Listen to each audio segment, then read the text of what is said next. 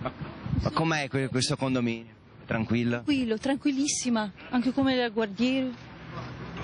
Tranquillissima. Come si è accorta che era successo qualcosa? Quando ho visto i carabinieri, pieno di carabinieri, pensavo che è successo qualcosa perché fino ad allora non abbiamo sentito nulla, siamo stati tranquilli, anche i vicini, nulla. Come pare che chi ha sparato abbia prima suonato tutti i campanelli, a lei no? No. Fino a un po' di tempo fa era tranquillo, uno pensa di essere tranquillo e poi ti si rizzano un po' i capelli in testa perché cavoli... Paura in via Vittorio Veneto poco prima delle 8, quando l'aggressore è fuggito dall'androne del condominio dopo aver sparato almeno 4 colpi di pistola, i residenti si sono chiusi in casa e chi passava lungo la strada è fuggito. C'è chi non ha sentito nulla e chi non ha capito immediatamente che si trattava di una sparatoria.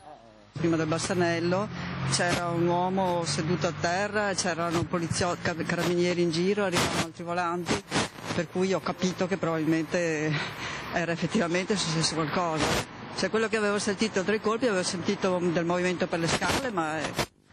Da Palazzo Moroni emerge la volontà di non creare allarmismo, riponendo la massima fiducia nel lavoro delle forze dell'ordine. Ecco il messaggio del comune. Anch'io, se avessero sparato 6 colpi e ferito 2 persone nel mio condominio, sarei preoccupato, quindi non è che non raccolgo questo grido di allarme. E qual è lo sforzo che dobbiamo fare? Quello di ricostruire perfettamente la dinamica, assicurare il feritore alla giustizia. Questo credo sia il messaggio più rassicurante che possiamo dare ai nostri concittadini.